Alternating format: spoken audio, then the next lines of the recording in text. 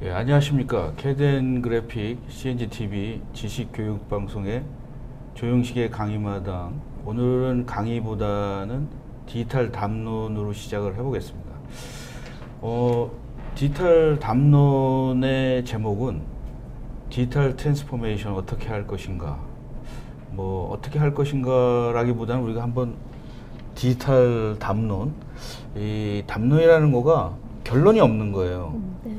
그냥 자기 생각 얘기하는 거고. 근데 우리가 의외로 담론에 약한 것 같아요. 만나면 뭐 결론을 해야 되고 내 주장이 아니면 싸워야 되고, 이게 아닙니다. 사실은 요새 많이 말하는 4차 산업혁명, 뭐 스마트 팩토리, 그게 어떤 공식이 있는 건 아니잖아요. 그렇죠.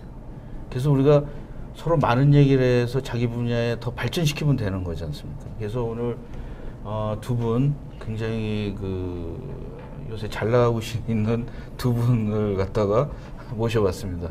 자기소개를 조금 해주시죠. 네, 안녕하세요. 저는 LG CNS의 엔트루 컨설팅에서 디지털 관련된 컨설팅을 하는 디지털 전략 그룹을 맡고 있는 양경란입니다. 반갑습니다. 예, 안녕하세요. 저는 지멘스 인더스트리 소프트웨어에서 스마트 팩토리의 국내 임플리멘테이션을 담당하고 있는 김승환입니다. 반갑습니다. 네, 반갑습니다. 사실은 요즘에 인터넷이 막 들어왔을 때가 95년 뭐 우리나라에 있었거든요. 근데 몇 년 동안은 사실은 말들이 많았지만 서로 좀 혼란스러웠어요. 그래서 조금 몇 년 지나고 나니까 기업들이 인터넷을, 그때는 뭐 인터넷 얘기하면 어떤 분들은 또 사기꾼이라는 분들도 있었어요. 그래서 처음에 뭔가 새로 시작할 때는 나름대로 저항하는 분도 있고 또 빨리 하려는 분들도 있잖아요. 근데 요즘의 분위기는 이거가 뭐 사기다, 뭐 스마트 팩토리 이런 거 아니다, 뭐 이렇게 얘기하는 분들이 아직 현업 같은 데서는 좀 아직도 있나요? 예, 뭐 저 경험으로 봐서는 저도 개인적으로 처음에 인터넷이 들어왔을 때 과연 인터넷이 우리 생활에 얼마나 기여할 수 있을까? 말 그대로 그냥 일반적인 보편적인 것들, 남들 다 하는 것들, 그냥 그 정도로 생각했는데 지금 와서 보면 인터넷 없이는 못 사는 그런 환경이 된 것처럼, 그렇죠. 일반적으로 요즘 뭐 가장 회자되고 있는 인더스트리 4.0 스마트 팩토리도 간혹 가다가 무용론도 말씀하시고 그게 과연 가능하겠느냐라고 그냥 우려를 하시는데, 저는 그건 기구일 뿐이고요. 우리가 인터넷이 우리 생활에 들어왔던 것처럼 스마트 팩토리도 제조업에서 언젠가 모르게 다 임플리멘테이션이 되어 있는 그런 세상이 빠르면 빠를수록 좋지 않을까라고 생각을 하고 있습니다. 네. 우리 양 팀장 같은 경우에는 또 PLM이나 우리도 많이 하셨지 않습니까? 네. 근데 약간 좀 배신하고 갈아타신 거죠. 저도 사실은 PLM 저기서부터 작년서부터 디지털로다가 이제 확장을 했는데, 사실 PLM이나 공장 이런 데에는 핵심은 있어요, 사실은. 그건 변하지 않잖아요. 예. 근데 좀 더 이노베이션이 되고 그러면은 뭐 다양한 거가 변하는 것 같아요. 우리가 지금 아까 뭐 방송하기 전에도 좀 만나서 얘기를 했었는데, 이제 어떤 디지털이라는 거에 대해서 우리가 임원들과 또 지금 전문 분야에 있는 사람들을 어떻게 설득해야 되는지, 또 이런 것도 또 우리가 과제가 아닐까. 그래서 우선은 우리 양 팀장님께서는 요즘에 이제 컨설팅을 할 때 좀 어떤 애로사항 같은 것들 좀 한두 개 얘기를 좀 해주셨으면 좋겠습니다. 네. 조 박사님 서두에 말씀하신 것처럼 사실 이제 저도 뭐 여러 사람들, 여러 고객분들 만나고 다니면, 아니 뭐 디지털 비즈니스가는 또 뭐야? 이거 원래 IT가 디지털 아니야? 뭐 영재로. 네. 그래서 또 뭐 이렇게 포장한 것뿐이 아니냐, 뭐 이런 얘기들 많이 하는데, 사실 이제 제가 PLM이라든가 이런 이제 프로세스 혁신을 하다가 이렇게 디지털 쪽으로 오게 된 계기도 이제 2014년에 가트너의 심포지움, 가장 IT 분야에서는 최대 규모의 심포지움인데, 거기서 디지털 비즈니스를 주제로 하는 얘기를 들으면서 사실은 기존과 같았으면 뭐 또 여기 미국 오니까 늘 그런 뜬구름 잡는 얘기를 하는구나 하고 말았을 텐데 그때는 굉장히 이렇게 뒤통수를 한 대 맞은 것 같은 그쵸. 그렇구나 이제 디지털 비즈니스의 시대구나라고 생각을 했어요. 그래서 어찌 보면 지금까지 결국 디지털 비즈니스도 IT의 연장이지만 그 영향력과 역할이 달라지지 않았나라고 생각이 됩니다. 지금까지는 뭐 IT나 디지털 기술이 비즈니스를 서포트하는 그 역할이 훨씬 컸다면 지금은 완전히 다른 방식으로 비즈니스를 하게 하고 심지어는 아주 새로운 형식의 비즈니스 모델이 나타날 수 있게 가능하게 하는 것들이라고 생각하고요. 요즘은 그런 것들을 이제 실제로 뭐 우버라든가 에어비앤비, 구글 같은 회사가 잘 나가는 것들을 사람들이 많이 보시면서 이게 진짜 우리가 이제 이런 시대에 맞닥뜨렸구나라는 것들을 이제는 조금 몸으로 느껴가시는 것 같아요. 네. 오늘 제가 이제 두 분을 모셨을 때 제가 좀 오늘 양 팀장님이 이렇게 하시는 거 보니까 잘 모셨구나 이런 생각들을 좀 하게 되는데 오늘 사실은 핵심이거든요. 왜냐하면 디지털 트랜스포메이션의 핵심은 그 디지털을 이용한 게임 체인지들이 많이 나온다.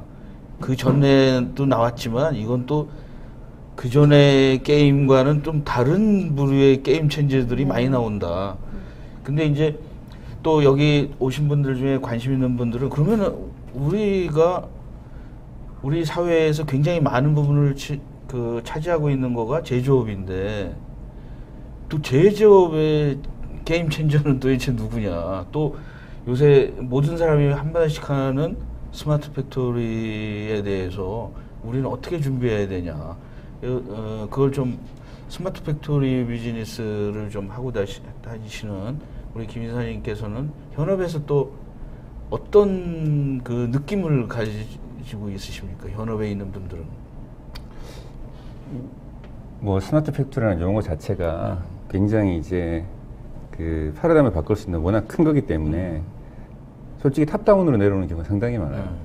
그리고 제조업에 계시는 분들은 전통적으로 상당히 보수적으로 이렇게 운영을 하고 계시고 그래서 이제 어떻게 하면 저런 스마트 팩토리를 적용할 수 있을까? 말 그대로 스마트 팩토리니까 이 공장이란 말이에요. 그러니까 공장이 어떻게 이런 IT 기법이나 이런 걸 접목할 수 있을까라는 쪽에서 이제 굉장히 고민을 하고 계시는데 뭐 좀 전에 이게 잠깐 의견 나눴던 것처럼 예전에 한 20년 전에 그때 IT 환경에서는 사실은 불가능했어요. 왜냐하면 뭐 그때는 랜도 보편 안 돼 있고 전화선으로 하고 그랬을 때는 사실 데이터 로스도 많았고 그런데 지금처럼 IT가 발달하다 보니까 생산 현장에서 일어나는 것들이 바로 리얼타임으로 일단 관리 쪽에 올라가 주면 그걸 갖고 의사결정을 할 수 있는 정확한 데이터였고 그게 가장 중요한 것 같고요. 그렇다 보니까 뭐 어디나 다 방문해 보면 우리 회사는 ERP도 잘 돼 있고 MES도 잘 돼 있고 그리고 옛날부터 디지털화는 해놨고 그런 말씀을 하시는데 지금 저희 쪽에서 보는 가장 큰 화두가 그 통합이에요. 그래서 예전에 인터페이스, 인테그레이션 뭐 그 용어를 쓰다가 지금 용어 자체도 그냥 초연결, 그러니까 모든 것들이 한꺼번에 연결돼서 유기적으로 움직여야 된다는 그런 쪽에 포커스를 많이 맞춰져 있기 때문에 그렇다 보니까 결국은 출발점은 기계거든요. 설비인데 이 설비에서 얼마나 데이터를 적시에 그 정합성 있는 데이터를 뽑아오는가 그게 지금 가장 힘들고 현업에 계시는 분들도 힘들어하는 그런 실정입니다. 근데 사실은 그 오늘 주제가 이제 제가 디지털 트랜스포메이션이라는 말을 이제 썼는데 사실은 그 우리 용어 자체가 막 지금 여러 개가 공존하잖아요. 예를 들어서 디지털 트랜스포메이션, 4차 산업혁명, 그 다음에 인더스트리얼 4.0. 그 우리 여기 시청하시는 분들이 어떤 용어에 대해서 나름대로 어떻게 좀 정리를 하는 어떤 여기 전문가분들 입장에서 보면은 그 용어가 막 오는데 어떻게 공부하면은 괜찮을까요? 좀 저도 의문인데 예를 들어서 제 와이프가 요새 이런 용어가 많은데 도대체 뭐예요? 그러면 사실 가족분들이 물어봐도 대답하기 쉽지 않잖아요.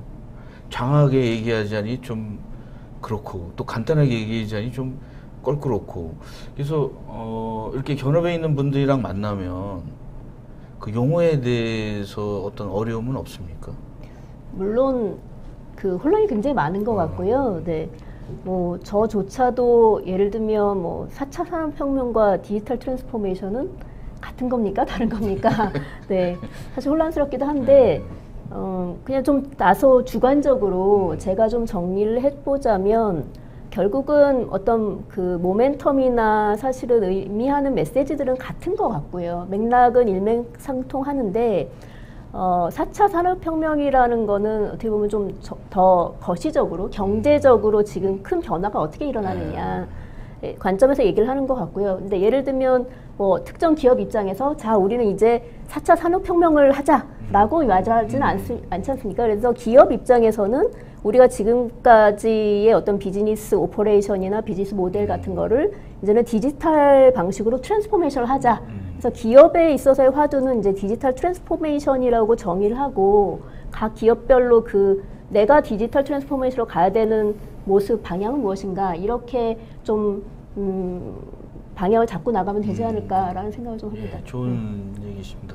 어떠세요? 또 이 제조업 같은 데에서 사실은 스마트 팩토리나 뭐 이런 것들이 크게 보면 디지털화되고 디지털 어떤 비즈니스나 모델 이런 거를 제조업에 좀 집중하자는 데서 뭐 스마트 팩토리도 나오고 또 아까도 제일 중요한 게 사실은 아무리 뭐가 변해도 설비를 뭐 잘 운영하지 못한다면 뭐 결국 코스트를 다운하고 예. 뭐 이런 거지 않습니까 결국은. 그래서 조금은 스마트 팩토리나 엔지니어링이나 이런 데 부분들에 대해서는 좀 구체적인 것들이 막 나와야 된다고 예. 생각하거든요. 그래서 지멘스 같은 경우에는 나름대로는 구체적으로 많이 제시를 조금씩 하고 있지 않습니까? 네. 그래서 요즘에는 지멘스에서 뭐 고객들에게 딱 가서 처음에 화두 제일 뭐 하는 거 스마트 팩토리에서 이거다. 뭐 예를 들어서 뭐 디지털 트윈이다. 뭐 PDM도 더 강화해야 된다. 시뮬레이션이다. 뭐 이렇게 화두가 몇 개 있다고 그러면 좀 얘기를 해주시죠. 일단은 뭐 인더스트리 4.0 스마트 팩토리 이런 부분이 그 각각 고객사에 따라 갖고 완전히 패러다임이 다 다를 수가 있어요. 그렇죠. 그래서 이제 뭐 당연히 소기업, 중기업, 대기업 이런 식으로 다를 수가 있고요. 그래서 지금 가서 이제 저희들이 조금 외람되게 그 지피지기를 하기 위해서 이제 진단이라는 이름으로 찾아뵙는데 사실은 그 정도로 이제 거창한 건 아니고요. 도대체 여기에서 인프라가 어떻게 되어 있느냐, 뭐가 부족한가라는 것부터 먼저 보는 게 이제 첫 번째 이제 매듭을 푸는 것 같고요.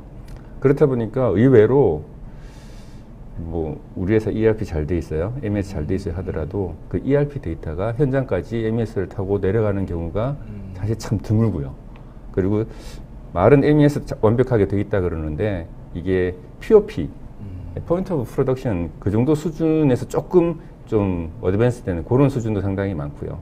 그리고 심지어는 MES가 잘 돼 있지만 이게 전사적으로 통합이 되어 있지 않고 각각의 솜처럼 이런 식으로 움직이는 그런 것들이 상당히 많아서 그래서 저는 스마트 팩토리 관점이 딱 두 가지로 보고 있어요.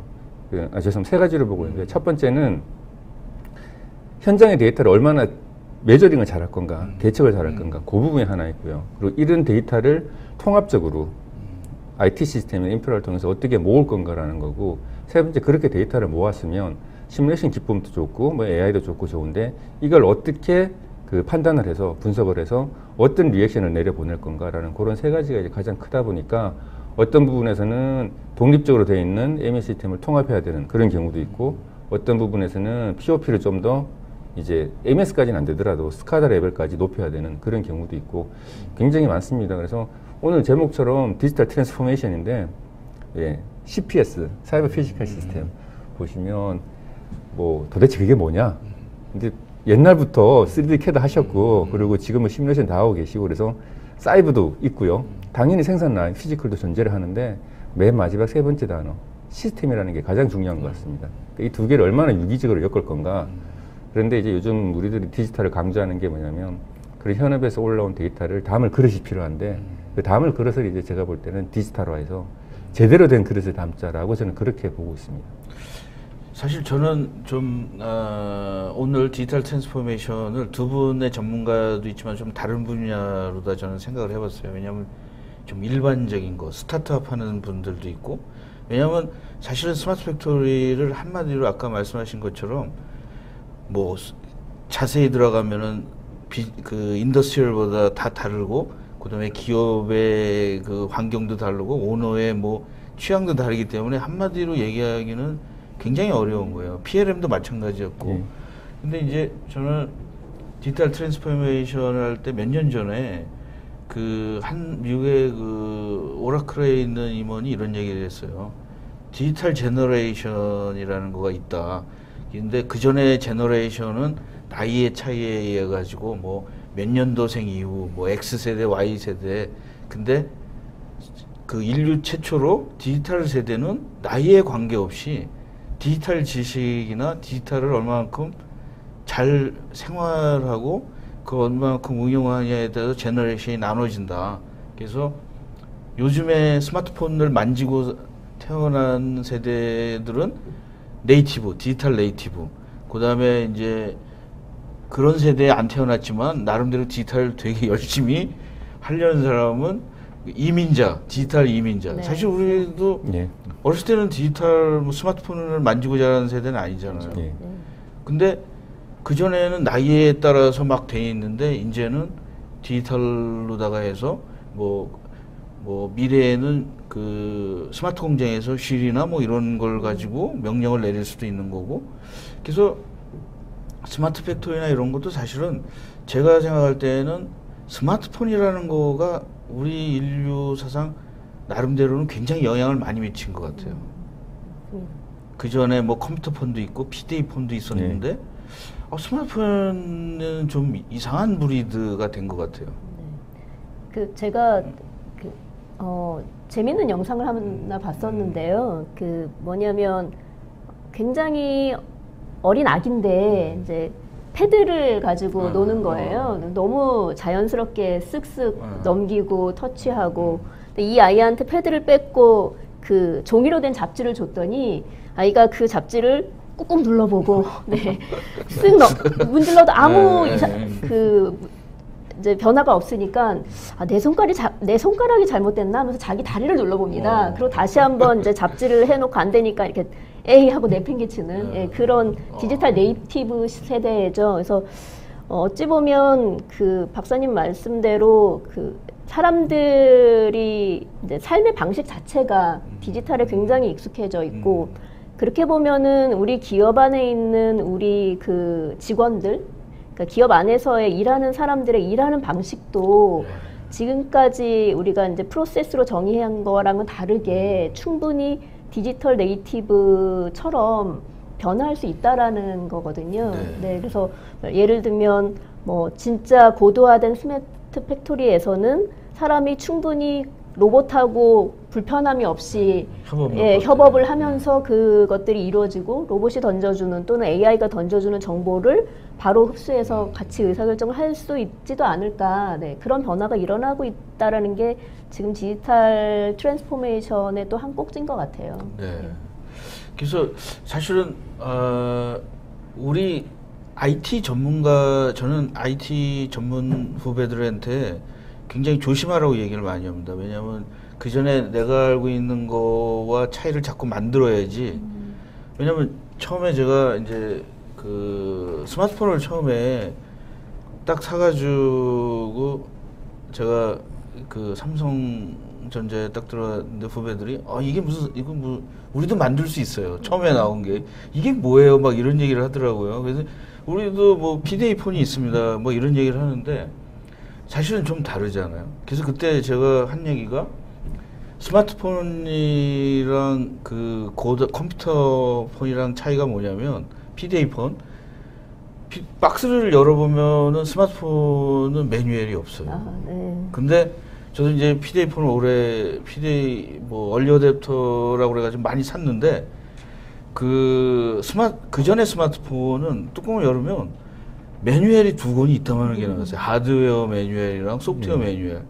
근데 그 사회를 그렇게 많이 변화 못 시킨 게 뭐냐면 일반인들이 접근하기가 어려웠고 대부분은 이제 뭐 매니아들만 예, 한 것 예. 같아요. 근데 지금은 사실 어떤 분들이 왜 옛날 IT랑 요즘에 디지털 트랜스포메이션이랑 뭐가 차이가 나냐는 저는 옛날에는 그 전공한 사람이나 일부 사람들만 IT 기술에 집중이 됐는데 지금은 일반인이나 다른데 뭐 한 사람들도 쉽게 모든 사람들이 접근이 가능하기 네. 때문에 그 비즈니스 프로세스 자체를 다시 그 생각해봐야 되지 않나 이런 생각을 하고 있는데 그래서 뭐 저는 좀 그런 얘기들을 많이 하면서 합리화를 했는데 뭐 아직도 뭐 디지털 트랜스포메이션에 대해서 그 정치권이나 이런 데 보면은 뭐 4차 산업혁명을 갖다가 약간 정치화하는 분들도 있잖아요. 뭐 이거 해야 된다. 근데 사실은 국가가 하는 건 아니잖아요. 기업이 해야지. 그 자연스럽게 해야지 국가가 자꾸 뭘 해서 나머지 따라와야 이러는 거 한다고 발전하는 건 저는 좀 아니라고 생각을 하거든요. 어떻게 생각하십니까? 본인분들은 기업이 이걸 받아들여서 사회 전체가 받아들여야 되는 거지 뭐 일부 뭐 이게 돼가지고 따라와라 이런 식은 쉽지 않을 것 같은데. 그 국가가 그러니까 뭔가 주도를 해서 끌고 나간다기보다는 그 4차 산업혁명이나 디지털 트랜스포메이션이 이렇게 앞으로 계속 꽃을 피우고 성장을 할 텐데 거기에 필요한 어떤 제반적인 규정이나 이런 것들에 대한 것들을 좀 더 쉽게 오히려 풀어주는 역할들이 더 필요한 것 같아요. 일례로 저희 같은 경우도 이제 디지털 관점에서 뭔가 새로운 서비스를 만들고 또는 이제 새로운 비즈니스 모델을 만들고 하는 이제 아이디어도 많이 내고 이렇게 해보려고 하면 현재까지는 그거는 뭐 규제 때문에 안 된다. 네. 이런 것들이 굉장히 많거든요. 그리고 특히 이제 뭐 디지털 트랜스포메이션을 가능하게 하는 여러 가지 기술이 있지만 그 중에서도 또 핵심 중에 하나는 역시 이제 데이터지 않습니까? 네, 데이터 분석인데 우리나라는 뭐 예를 들면 개인정보보호법이라든가 물론 그 자체가 굉장히 중요한 이슈지만 네, 그런 것 때문에 지금 한 발 더 나가서 새로운 서비스나 비즈니스 모델로 확장하는데 제약을 갖고 있는 사항들이 상당히 많거든요. 그래서 그런 실제적인 것들을 좀 그 이해하고 그런 규제들을 넘어서 이게 발전할 수 있는 제반 여건을 마련해주는 역할 그런 게 좀 저는 더 아쉽고 그런 게 필요하다고 생각합니다. 근데 사실 우리나라도 어떤 데서 가서 얘기 들어보니까 우리나라가 디지털법이 없대요 아직. 근데 이제 서양이나 이런 데는 디지털화된 그런 아까 법규나 이런 것들을 좀 미리 얘기를 해서 하는데 우리는 사실은 무슨 중소기업을 어떻게 뭐 돈을 대주는 거 막 이런 한국형 스마트 팩토리를 어떻게 해주고 그런데 너무 한 것 같아요. 더 큰 거는 이제 그런 법규나 이런 거에 대해서 대비하는 연구가 더 중요하지 않을까 저는 좀 그런 생각을 하는데 그래서 왜냐하면은 사실은 요새 우리 한국형 스마트 팩토리 같은 데에서 이제 돈을 뭐 얼마큼 지원해 준다 이런 거는 사실 경쟁력이나 뭐 일시적으로다가는 경쟁력이 생기겠지만 사실은 진짜 그걸 이해하고 자기가 시장에서 혼자서 살아남는 것이 기업의 가장 중요한 거지 않습니까? 이해하고. 그래서 지금 이제 뭐 지메스 같은 데는 그 외부에서 보면 약간 스마트 팩토리나 4차 산업이나 이런 데 요즘에 독일에서 나왔으니까 기대감이 있는데 기대감이 있는 만큼 또 세일즈하는 사람들도 조심스럽고 또 그런 것 같아요. 뭐 이렇게 보고 있는 반면에 또 나름대로는 또 잘 해야 되지 않을까 이런 것도 있고 그렇지 않아요? 예. 그래서 요즘에 이제 또 4차 산업혁명도 있고 그렇지만 디지털 트랜스포메이션에서 그 외국에서 어떤 사람들이 디지털 트랜스포메이션의 꽃은 크라우드 환경이다 이런 얘기를 하는데 그래서 우리 제조업이나 뭐 PLM이 굉장히 보수적인데도 불구하고 좀 클라우드 같은 것이 조금씩 오고 있지 않습니까? 그래서 지메스 같은 경우에는 이제 그 마인드스페어 같은 거, 지혜는 같은 데는 프리딕스 같은 거가 오는데 사실 지금은 마켓은 크진 않는데 파괴력에 대해서는 좀 어떻게 생각을 하고 있으신지 한번 좀 얘기를 해주시죠. 예, 뭐 지금도 마이크로소프트 오피스를 이제 다운로드 받아서 이제 서티피케이션 받아서 깔고 그러는데 네. 얼마 전에 않아서 그런 활동들이 필요 없을 정도로 네. 이제 모든 클라우드 환경에 사용하고 그러는데 지금 이제 그런 질문을 이제 업계에 가면 많이 받는데 패러다임의 그 전환이 굉장히 필요하다고 봐요. 네. 근데 클라우드 얘기는 하시면서 우리 그룹사만을 위한 클라우드, 우리 회사만을 위한 클라우드 그런 말씀을 전제 조건으로 하세요. 물론 이제 보안이 문제가 돼서요라고 이렇게 말씀을 하시는데 저는 좀 심하게 말씀드리면 그러면 그냥 기존에 있던 CS 환경을 사용하십시오. 뭐가 다릅니까? 라는 건데 그런 부분들이 아직도 그 저는 거꾸로 너무나 보안을 신경 쓰다 보니까 클라우드 환경, 오픈 환경으로 가면서 얻을 수 있는 것보다 잃어버리는 게 더 많지 않느냐라는 그런 생각이 많이 들고요. 물론 저희 지멘스에서 공급하고 있는 클라우드 환경도 당연히 이제 그 독일에 서버를 두고 있는데 뭐 좀 심하게 표현하시는 분들은 지멘스 어떻게 믿느냐, 뭐 우리 회사 데이터를 어떻게 할 거냐라는 건데 그렇게 생각하면 거꾸로 한번 예전에 핸드폰으로 모바일 뱅킹 한다 그러면 굉장히 위험하고 내 돈 다 나간 것처럼 근데 지금은 아무렇지도 않게 당연시 하는 것처럼 그런 부분들을 빨리 좀 받아들여야 되지 않느냐. 네. 예, 그 어차피 클라우드에 올라갈 때는 모든 게 다 암호화돼서 그냥 그렇게 올라가는 건데 그런 부분만 좀 걱정을 덜 하시면 클라우드 환경에 빨리 오지 않을까라고 그렇게 생각이 됩니다. 양 기자님께서도 어떤 디지털 컨설팅을 하면은 이 클라우드에 대한 어떤 그 지나갈 수가 없잖아요. 클라우드라는 거에 대해서 어떻게 대처를 하고 계신지. 네, 그 사실 이제 클라우드가 주는 핵심적인 가치는 저는 사실 이제 값이 싸다 이 얘기를 먼저 많이들 하시는데 이제 그 이전에 IT의 자원 환경을 나의 비즈니스 상황에 맞춰서 그때그때 맞춤형으로 쓸 수 있다. 예. 그리고 이게 뭐 굉장히 내가 많은 사용이 필요할 때는 크게 쓰고 네.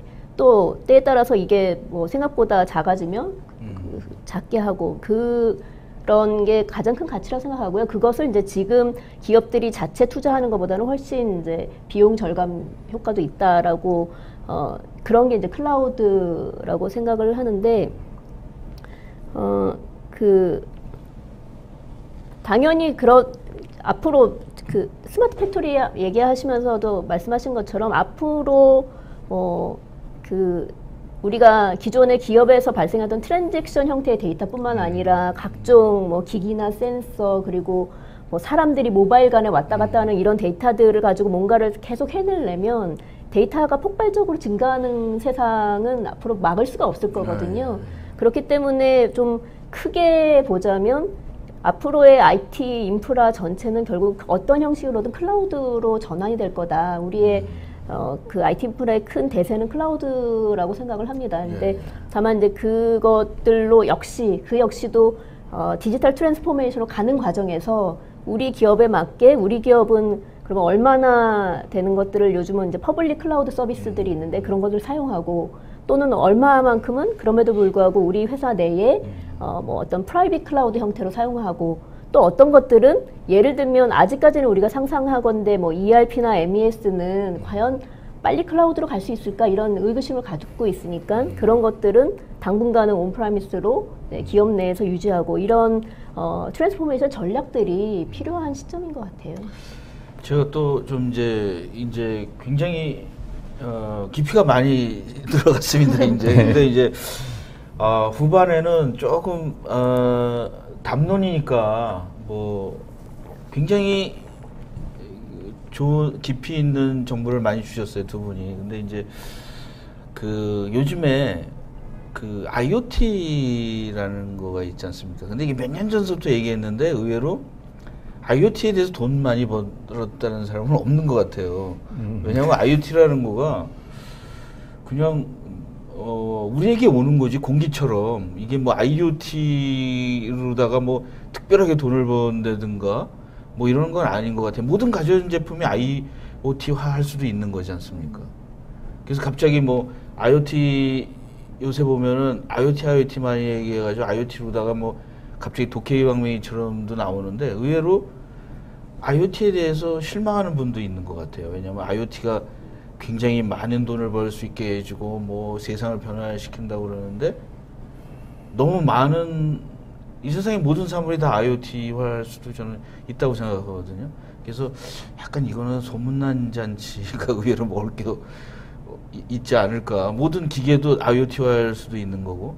근데 지금 왜 우리 IoT가 생각보다 조금 왜 늦게 올까요? 이게 왜 비즈니스가 잘 안 될까요? 좀 어려운 질문을 좀 부탁드리겠습니다. 왜 IoT 그리고 몇 년 전에는 IoT 하면 대박 날 것 같았는데 왜 IoT에 대해서 이렇게 현업에 있는 분들은 IoT에 대해서 어떻게 생각을 하고 있으신지 양 팀장께서 그 현업에 있는 분들은 IoT 가지고 비즈니스를 어떻게 할 건지 LG 같은 데도 IoT에 대해서 관심이 있으실 거지 않습니까? 근데 네. 이게 시장에서 뭔가 움직여야지 되지 만들어서 안 팔리면 아무 소용이 없지 않습니까? 네. 어떻게 생각하십니까? 그 IoT가 사실은 그 저희가 디지털 기술에서 얘기하는 다른 요소들, 그러니까 예를 들면 빅데이터라든가 클라우드라든가 AI, 모바일 이런 거에 비해서 사실은 IoT는 이 모든 것이 총합적으로 연결이 돼서 같이 융합이 돼서 만들어내는 어떻게 보면 좀 큰 그림이거든요. 그리고 이제 컨셉이기도 하고. 사실은 4차 산업혁명에서 그리는 모습 그 전체가 사실은 IoT이기도 하고. 그래서 들여다보면 IoT가 기술 요소로 보면은 뭐 디바이스나 센서 단이 있고 그것들을 모아서 뭔가 저장해주는 사실 클라우드도 거기에 들어가야 되고 이것들을 분석을 하는 빅데이터나 AI가 또 거기 들어가서 그걸 가지고 궁극적으로 어떤 서비스를 주느냐 서비스 레이어까지 사실은 그러다 보니 특정 IoT로 뭔가를 한다라는 게 약간은 오히려 이제 어폐가 있는 게 아닌가. 네, 그래서 사실 뭐 IoT는 말씀하셨던 것처럼 이게 지금 전반적인 디지털화, 뭐 4차 산업혁명 그리고 스마트 팩토리의 큰 그림도 IoT 아닐까요? 네. 그래서 그 IoT가 뭐 그 발전하지 못하거나 한물 관계 아닌 게 아니라 우리 원래 그 굉장히 큰 컨셉이었기 때문에 이게 이제 서서히 그 안에서 이제 에코로서 만들어가는 거라고 저는 생각을 합니다. 우리 저희 김인석께서는 이제 생산이나 이런 데에서는 또 이제 인더스트리얼 IoT라는 게 있지 않습니까? 그거는 이제 조용히 뭐 비싼 기계들이나 뭐 이런 거는 커넥트를 시켜야 되니까 지멘스 같은 데에서는 그 인더스트리얼 IoT나 뭐 마인드스페어 이런 것들이 연결을 지금 시키고 있습니까? 미래에 대해서도? 예, 기본적으로 그 IIoT, 인더스트리얼 IoT 이제 그런 부분들을 저희들은 기본적인 백본으로 생각을 하고 있는데 문제 이제 현업에 계시는 분들이 앞에서 설명드린 굉장히 보수적이다 보니까 그런 부분들이 상당히 뭐라 그래야 되나요? 그 우리 생산 데이터가 어디에 유출되지 않을까 그런 부분 때문에 그 IIoT가 기본적인 백본에도 불구하고 옛날 방식 프로피버스나 프로피넷 그런 부분들을 이제 요구하시는 분들이 아직 많고요. 그렇다 보니까 아까 IIoT 그 말씀도 하셨는데 앞에서 말씀드린 정부가 해야 될 일이 뭔가 라는 그런 부분에서 갑자기 외람된 이런 말씀드려서 죄송한데 정부에서 그 첫 번째로 중소기업 부족한 돈 되는 건 참 좋고요. 그런데 제가 무슨 생각을 했냐면 처음에 우리 핸드폰 CDMA 나왔을 때 유럽 방식하고는 독립적으로 우리 방식 가서 이제 세계를 주도했잖아요. 근데 지금 산업에 관련된 부분은 표준이라든가 프로토콜 이런 것들을 전부 다 특히 이제 독일을 위시한 유럽 쪽에 이제 그걸 따라가고 있는 그런 입장이에요. 그래서 제 생각에는 제가 이런 말씀 드릴 때마다 이제 많이 드는 예로 제2공화국 때 우리나라에서 바이마르 헌법 이제 좋다고 이제 했는데 우리한테 안 맞았던 것처럼 그런데 프로토콜 자체도 한국화해서 우리나라에 맞는 표준과 프로토콜을 만드는 그 기반 하에서 IIoT나 뭐 사물 인터넷 이런 쪽으로 가게 되면 충분히 경쟁력이 있다고 생각하는데 그리고 또 다른 하나는 이런 것들 아까 사업화가 왜 안 되시냐 그러는데 저는 뭐 오늘 담론이라고 말씀하셨으니까 우리나라 교육 문제라고 봐요. 왜냐면 사고방식, 사고의 틀 자체가 굉장히 편협되어 있어갖고 이걸 이제 뛰어넘는 것들을 잘 안 하시는 것 같아요. 뭐, 저 독일 친구들하고 같이 일을 해보면 별거 아닌데도 불구하고 야, 이거 어떻게 이런 생각을 했을지라는 그런 부분들이 상당히 좀 부러운데 그런 부분들을 깰 수 있는, 그러니까 굉장히 겁내야죠. 내가 이런 아이디어를 냈을 때 바보 아니야라는 그런 말을 듣는 걸 굉장히 두려워하는데 그런 부분들이 없으면 아마 IoT 시장도 굉장히 개척이 될 것 같고 네. 네, 그럴 것 같습니다. 저는 그래서 이제 디지털 트랜스포메이션이나 이제 저도 여러 군데에서 이제 컨설팅을 하는데 그 대기업 같은 데에서 컨설팅을 하면 이제 독일의 어떤 회사가 뭐 이렇게 했어. 그러니까 그 어떤 케이스 스터디 같은 데 관심이 있는 거고. 근데 저는 좀 마음이 편한 게 뭐냐면 스타트업 하는 사람들 입장에서는 아까 말씀하신 것처럼 스타트업에 온 친구들은 나름대로는 약간 좀 실수를 각오한 사람들이잖아요, 예. 약간요. 예. 그래서 그런데 더 이렇게 눈이 똑하고 이렇게 쳐다보는데 대기업에 있는 분들은 이 실수를 두려워해요. 엄청 두려워하잖아요. 이거 내가 했다가 괜히 임원으로다가 몇 년 더 조용히 있을 건데 이거 괜히 했다가 그 제가 몇 년 전에는 그 이렇게 참편이라고 그래서 막 엄청나게 그런 걸 두려워하려고 하는 분들이 있었는데 요즘은 약간 용기들이 많이 없어지지 않을까. 그래서 제가 걱정하는 거는 디지털 트랜스포메이션이 그냥 물밀듯이 외국에서는 오는데 우리는 약간 수비를 하는 입장에서 디지털 트랜스포메이션을 받아들인다면 굉장히 효과가 쉽지 않을까. 예를 들어서 어제 뉴스에도 보니까 아마존도 막 또 들어온다 그러면 지금 유통하고 요새 편의점으로 다 겨우 먹고 사는 이런 우리 회사, 우리나라 대기업들이 사실 대기업들이 그 편의점까지 이제 했지 않습니까? 근데 그게 우리나라에서는 가능하지만 전 세계적인 디지털 트랜스포메이션에서는 이길 수가 없는 거잖아요. 예. 그래서 저는 좀 오늘 디지털 트랜스포메이션이 여기 보시는 분들이 그런 수성이나 우리나라의 한국형으로다가 수성해가지고 디지털 트랜스포메이션을 받아들이면 몇 년 후에는 실망하지 않을까 이런 생각을 하고 있거든요. 그래서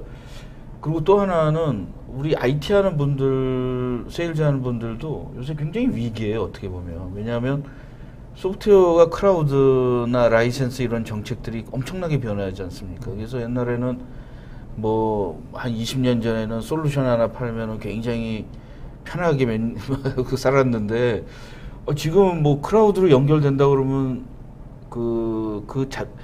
세일즈하는 패러다임 자체도 우리도 변해야 되지 않을까 이런 생각들, 우리 자체가 변해야 되지 않을까. 근데 이제 젊은 사람들은 그 전에 거가 없으니까 쉽게 적응을 하는데 우리 옛날 그 마이그레이션 한 사람들은 자꾸 옛날에 좋았는데. 그래서 요즘에 우리 OB 모임 같은 거 만나면 옛날엔 좋았는데 옛날에는 CAD 몇 개 팔고 CA 팔았으면 좋았는데 편했는데 이랬는데 지금은 이제 좀 혼란기가 아닐까. 그래서 또 여기 두 분들은 나름대로 고참이지 않습니까? 그래서 우리 젊은 그 IT 하는 분들이나 지금 IT 벤더든 IT에 관련 IT 부서에 있는 분들은 디지털 트랜스포메이션을 또 어떻게 건너가야 되는지에 대해서 나름대로 좀 말씀을 해주셨으면, 좀 어렵지만 좀 해주셨으면 합니다. 상당히 무거운. 예. 우리도 변화해야 되고 또 이제 또 그런 거니까. IT 쪽에서 우리나라에서 가장 큰 패착이었다 그러면 유행을 너무 따라갔다는 것 같아요.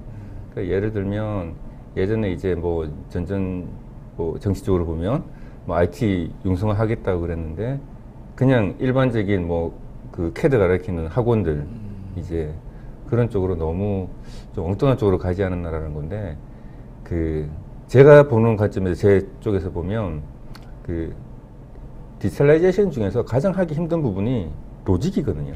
로직하는 부분이거든요. 그래서 요즘 뭐 그 학생들한테 코딩 교육한다고 그러는데 저는 굉장히 그걸 고무적으로 보고 있고요. 왜 그러냐면 이 사람의 머릿속에 있는 것들을 디지털라이제이션 할 수 있는 게 있고 없는 게 있는데 머릿속에 있는 거는 글로 표현하는 방법이잖아요. 네.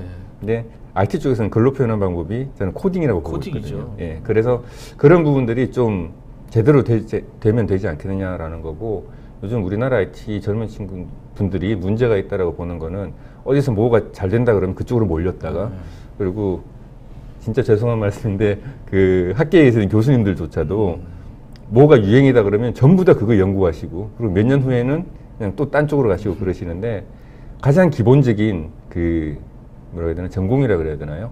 그런 부분들을 베이스로 하고 난 다음에 이제 뭐 IT 쪽으로 가시든지 IT 쪽도 마찬가지입니다. 컴퓨터공학과나 전산 쪽 이런 부분들도 그런 쪽으로 베이스를 하면 굉장히 좋을 것 같고요. 그리고 의외로 요즘 IT가 굉장히 뭐 젊은 일들이 많다 그러는데 저는 반대의 경험을 하고 있거든요. 이제 제 후배들하고 같이 일을 하고 싶은데 아무도 준비된 후배들이 없어요. 그러니까 코딩 교육 머리 아픈 건 안 한다. 예, 무슨 말인지 아시겠죠? 전부 이제 뭐 프로그래밍 그건 일부 사람들만 하는 거야. 그렇게 생각하다 보니까 뭐 기본적으로 통계, 확률, 뭐 분석하기 이런 쪽을 얘기를 하면 다들 그걸 경험해 본 친구들이 없어요. 그런 부분들이 가장 큰 문제점을 생각하고요.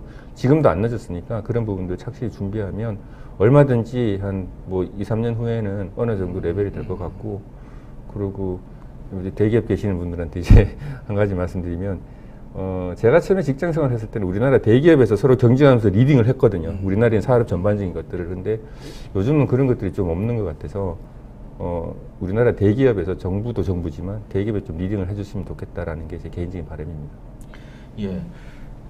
좀 말씀. 네, 뭐 저는 그 대기업 입장의 어려움도 있지만 그 디지털 시대를 맞이하는 우리의 자세 필요한 거를 말한다면 사실은 우리가 지금까지 특히 이제 우리 뭐 대기업들이 지금까지 성장과 혁신을 하면서 잘해온 것들이 이제 벤치마킹이었거든요. 다른 성공 사례가 무엇이었느냐를 보고 했는데 디지털 시대에는 그 벤치마킹이 어려운 포인트가 두 가지가 있는 것 같습니다. 하나는 이 시대가 너무 빨리 움직이고 있다는 거. 그쵸. 예, 그래서 그 어떤 데가 이게 성공 사례냐를 검증하고 보고 가면 예, 그렇게 따라가려고 하면 이미 시간으로 늦는다는 거 하고요. 또 하나는 디지털 비즈니스라는 그런 성공 사례의 그런 모습들이 굉장히 변형적으로 다양하게 나오지 않습니까? 그러면 저 회사와 우리 회사가 뭔가 유사해야 그걸 벤치마킹을 할 텐데, 네. 그런 유사점들이 이제 굉장히 없고 다양성이 훨씬 더 커진다는 거죠. 그래서 남을 보고 배우기는 어렵다. 네. 그러면 스스로가 실험적으로 트라이를 해보고 거기서 그 답을 찾고 네, 또 실패하지만 다시 하는 실험 정신과 도전, 네, 이게 더 필요하지 않은가 생각을 합니다. 예, 굉장히 좋은 말씀하셨는데 또 이제 좀 현실적인 얘기를 한번 돌아가서 우리나라가 사실은 대기업도 중요하지만 우리나라의 기업 중에 뭐 매출의 거의 대부분이 그러니까 매출은 좀 적지만 인구 네. 뭐 일자리를 갖고 있는 거가 중소기업이지 않습니까? 근데 중소기업에 이렇게 하다 보면은 너무 약간 좀 속된 표현으로 한심한 거죠. 지금 그 스마트 팩토리 얘기하는데 뭐 아직 그 IT 기본도 안 돼 있고 뭐 네. 데이터를 기록도 안 했는데 무슨 빅데이터 얘기도 나오고 그러니까 뭐 그 어떤 적분이나 이런 걸 하려고 그러는데 일반 수학 기초가 없는 사람들한테 뭘 해야 된다라는 거가 좀 난감할 때가 있어요. 예. 그래서 이번 기회에 사실은 중소기업도 데이터를 어떻게 디지털로 축적한다든가 뭐 돈이 많이 드는 것도 아니잖아요. 뭐 그게 그런 어떤 비즈니스 패러다임이나 이런 것들을 좀 갖고 있어야 되지 않을까. 그래서 좀 어려운 얘기지만 그래도 우리나라 중소기업들이 뭐 좀 어떻게 살아가야 될지. 왜냐하면 우리가 지금 본받으려고 그러는 뭐 케이스 스타디를 연구하는 그 독일 같은 데 보면은 사실은 독일은 중소기업, 우리가 생각한 것보다 중소기업이 굉장히 강하잖아요. 네. 그래서 뭐 히든 챔피언도 있고 우리가 굉장히 잘 쓰고 있는 제품들도 의외로 가보면 되게 중소기업이고 뭐 몇 대를 같이 하는 그런 기업인데 우리는 그런 굉장히 약했거든요. 그래서 좀 쉽지 않은 얘기지만 우리나라 중소기업이 이 디지털 트랜스포메이션을 어떻게 받아들여야 될까요? 돈과 인력에 제한이 있는 우리나라 중소기업이 사실 우리나라 중소기업이 실패하면 사실 뭐 우리나라 전체가 실패할 수도 있는 거지 않습니까? 거기에 대해서 좀 한 말씀 해주셨으면 좋겠습니다. 네, 사실 우리나라 중소기업이 가장 힘들어하는 부분은 이 프로모가 조금 이제 한 발짝 옆으로 가게 되면 금전적인 문제거든요. 뭐 500만 원? 대기업이 볼 때는 굉장히 좀 적은 돈이지만 중소기업 입장에서 영세업 입장에서는 굉장히 큰 돈이기 때문에 그런 부분들에 대해서 정부 할 역할이 그런 것들을 보여지고요. 근데 이제 한 가지 정부 쪽에서 그 조금 양해를 해 주셨으면 하는 부분이 처음에는 큰 그림하고 좋은 비전으로 갔다가 실패하는 케이스가 굉장히 많잖아요. 그러니까 그런 부분들을 좀 그 감싸 안아주고 그런 부분들이 필요하다고 보겠고요. 그리고 또 다른 한 부분은 중소기업들의 인력도 부족하고 그런데 그런 부분들을 소위 말해서 정부에서 돈을 받으면 굉장히 많은 도큐멘테이션과 굉장히 많은 그 보고회를 가져야 되는데 그런 부분들을 중소기업에 한번 믿고 맡겨서 중소기업에 뭐 단순하게 뭐 정부 돈 갖고 가서 물론 이제 뭐 그걸 또 역으로 이용하시는 분들도 있는데 그런 부분 생각하지 마시고 이 중소기업이 하다못해 그걸 베이스로 해서 각 기존에 있는 설비에 센스라도 하나 좋은 걸로 바꾸고 자동화를 좀 더 시키고 이제 그런 부분들을 하는 게 바람직하지 않는 중소기업 지원인가 보여지고요. 그리고 특히 이제 그 중소기업 이런 쪽에서 걱정하시는 게 왜 그런 말씀 많이 들으시잖아요. 스마트 팩토리 하면 사람 자르는 거 아니에요라고 그런 걸 많이 듣는데 저는 결코 그렇지 않다고 보고요.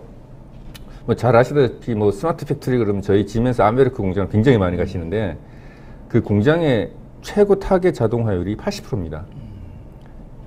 거꾸로 사람이 없는 공장은 공장이 아니라는 거고요. 그리고 모르겠습니다. 뭐 미래는 어떨지 모르겠지만 아직도 사람의 오감을 대체할 수 있는 그런 이제 센스나 이런 것들은 찾기가 상당히 힘들거든요.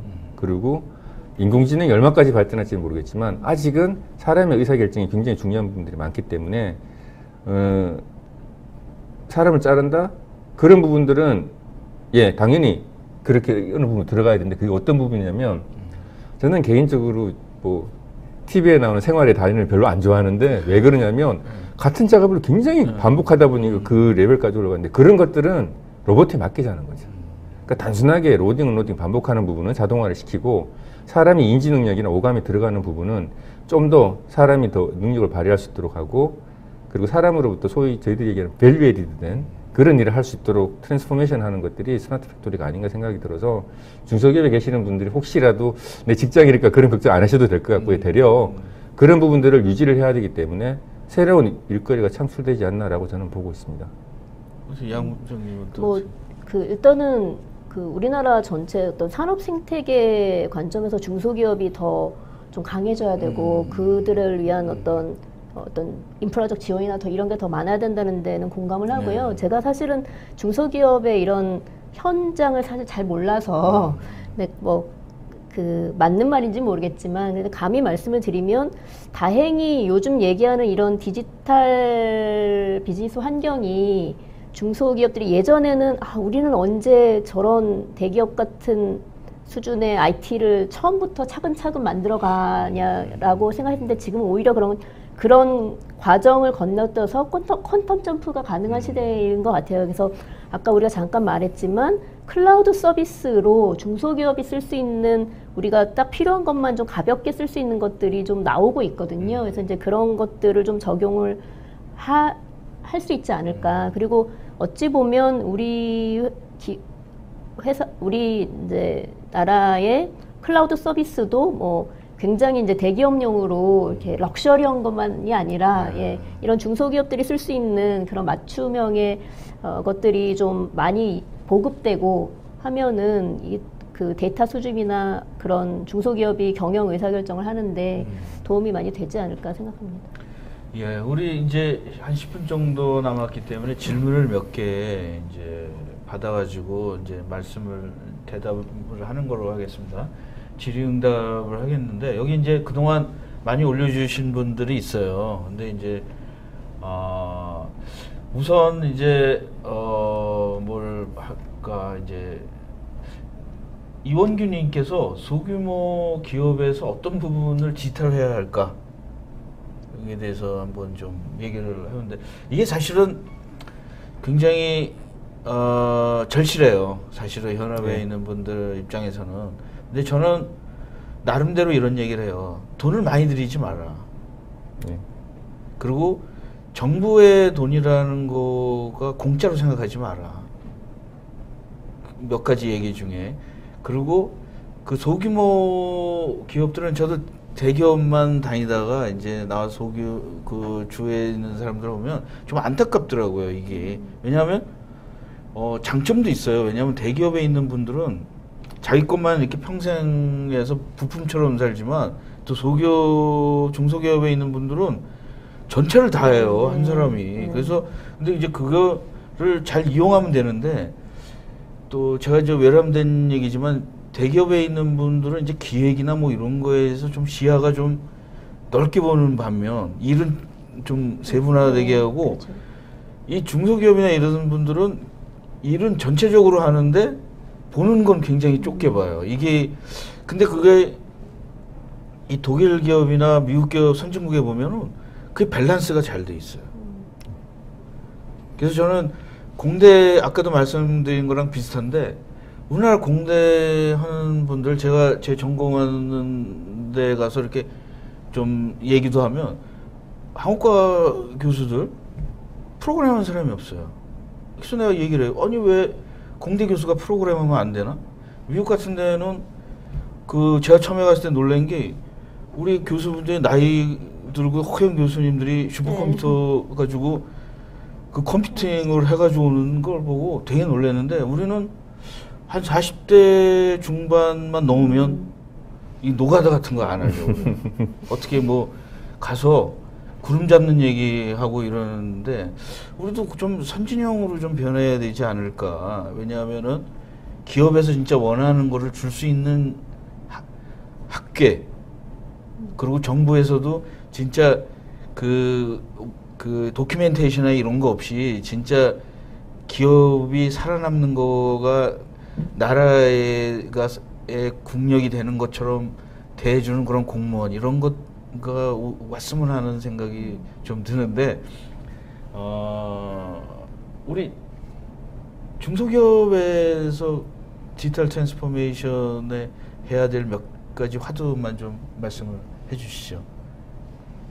이건 뭐 중소기업뿐만 아니라 네. 개인도 되고 대기업도 되고 오늘 저희가 이제 제목이 디지털 트랜스포메이션이니까 두 분께서는 이제 개인이 디지털 트랜스포메이션을 어떻게 해야 되나. 아까 좋은 거 하나가 저는 또 비슷한 얘기를 많이 해요. 왜냐하면 코딩을 해라. 나는 그래서 둘 중에 하나 두 개를 꼭 배워라. 파이썬이랑 R을 꼭 배워라.